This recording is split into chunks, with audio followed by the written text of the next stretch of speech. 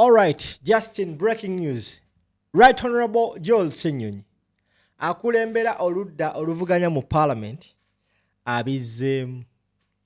Ono Ssenyonyi agenda kubatwala nga kaguddeyo ebbanga lyonna ly'anaamala nga ali mu Parliament.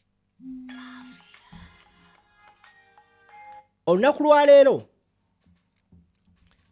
wabaddeyo omukolo ku Parliament. Ababaka ba Parliament bonna lwe balabiseeko. Kibadde kimaze ebbanga bujanga Parliament esindikibwa mu lusirika.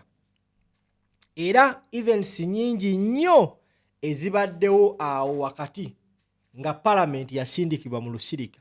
Events ezaali zeetaagisa n'okuyita Parliament okuvayo mu lusirika etuleetese ku nsonga ezimu nga tebasobola kuyita. Now, Joel Ssenyonyi abaguddemu nga bali wamu. N'alyoka abagamba nsonga ku nsonga. Era eno speech Joel Ssenyonyi gy'akoze, I strongly believe aba PLU tebalesi kyekimu. Agenze n'agwa ku kasajja aka PLU akasabye leave okuleeta private member bill nti leader of opposition alondebwe nga their main target is Joel Ssenyonyi because they all know, they very well much know that Joel Ssenyonyi is likely to be again the leader of opposition. Is likely to okuweza omulundi ogwokusatu. So bagamba nti omusajja ono ku kyatukoze ekisanja ekyaggwa bamwongedde ne kino we bamuwongera ekiddako tuyinza obutasobola kwebaka. Omu ku bammemba ba NRM yavudde n'agamba tewali leader of opposition bukyanga kifo kitondebwawo yali akoze bintu Joel Ssenyonyi byakoze nabo bakikkiriza. Omulimu gwa leader of opposition number 1 is to keep the government in check. Buli waayimirira bw'ati priority number 1 kyasooka okukola. Kati njagala owulirize kyakoze sipiika, deputy speaker n'ababaka bonna abakutte kakota. Mumanyi kye bayita okukwata akakota. Wosanga omuntu abantu abadde bakumanyira nga basukka mu bataano bonna n'obazingazinga n'obasabula ono bamuyita the right honorable Joel Ssenyonyi. Kinyongedde okuggumiza statement yange Kyagulanyi Sentamu Robert Bobi Wine Mitembo tatera kukola nsobi wabanga alonda abantu bagenda okukola nabo. Kati njagala owulirize speech y'omukulembeze Joel Ssenyonyi. Tukomewo tovaawo. Ladies and gentlemen, Parliament inherits more than a chamber, a set of rules, and a legislative calendar. It inherits the hopes of millions of citizens, the unfinished work of those who came before it, and the constitutional duty to leave the institution stronger than it found it. That responsibility now rests with each one of us, honorable members. Permit me, therefore, to congratulate you upon your election to the 12th Parliament of the Republic of Uganda. Today, we meet not as competitors on the campaign trail, but as custodians of one institution upon which the health of our democracy largely depends. Our political persuasions may differ, but our constitutional obligation is shared: to represent our people faithfully, legislate wisely, safeguard public resources, and ensure that those who exercise public authority are accountable to the citizens from whom that authority is derived. It is in that spirit that I address us today. The office of the Leader of the Opposition draws its authority and mandate from Article 82A of the Constitution, reinforced by the Administration of Parliament Act and given practical effect through our rules of procedure. It sits within the constitutional architecture through which Parliament holds the executive to account, a function that is not just ceremonial. Parliament was never designed as a passage point for government proposals. It exists to interrogate policy before it becomes law, to scrutinize proposals. It exists to ensure that expenditure is scrutinized before it is authorized, and to demand accountability after public resources have been spent. Where scrutiny is treated as obstruction, where disagreement is read as disloyalty, and where alternative ideas are dismissed as inconveniences, Parliament cannot discharge that function. Every mature democracy recognizes the opposition for precisely this reason. A strong opposition is one of the principal safeguards against the abuse of public power. Accountability is an act of fidelity to the people who elected all of us. And history will judge whether we proved worthy of that trust. The office of the Leader of the Opposition gives practical expression to these principles. It coordinates the work of the shadow cabinet, supports members through research and policy analysis, scrutinizes legislation and public expenditure, contributes to parliamentary business, and presents alternative policy proposals for consideration by the House. Equally important, the opposition chairs Parliament's accountability committees, because oversight is strongest when exercised independently of those responsible for implementing government programs. That arrangement reflects a constitutional understanding that public accountability is strengthened when scrutiny is credible, objective, and fearless.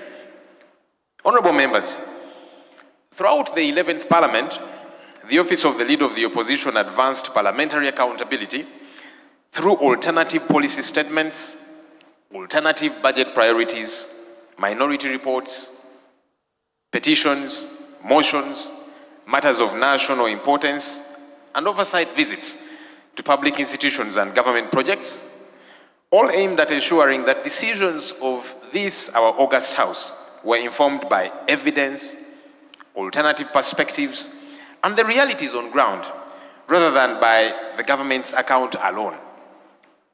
Honourable colleagues, as we begin the work of the 12th Parliament, we should remain guided by a simple but profound truth. The confidence of the people in this institution will depend less on what we say or what we do. The confidence of the people in this institution will depend less on what we say than on what we do.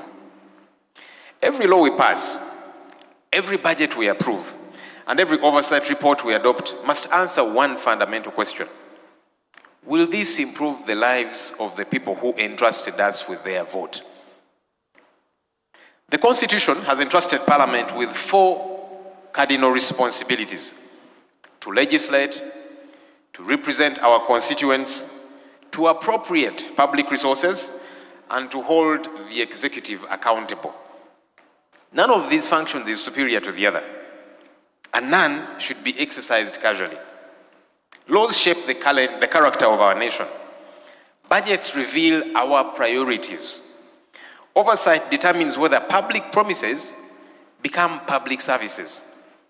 When any of these responsibilities is weakened, Parliament itself is diminished. Permit me, therefore, to offer 3 reflections that I hope will guide our work during this Parliament. First, let us safeguard the independence of Parliament. The authority of this institution does not rest in its buildings, its procedures, or even its traditions. It rests in the confidence that Ugandans have that their representatives can deliberate and decide freely, guided only by the Constitution, the law, and their conscience. Secondly, colleagues, let us protect the culture of meaningful debate. We shall not always agree, nor should we. Democracy was never designed to eliminate disagreement.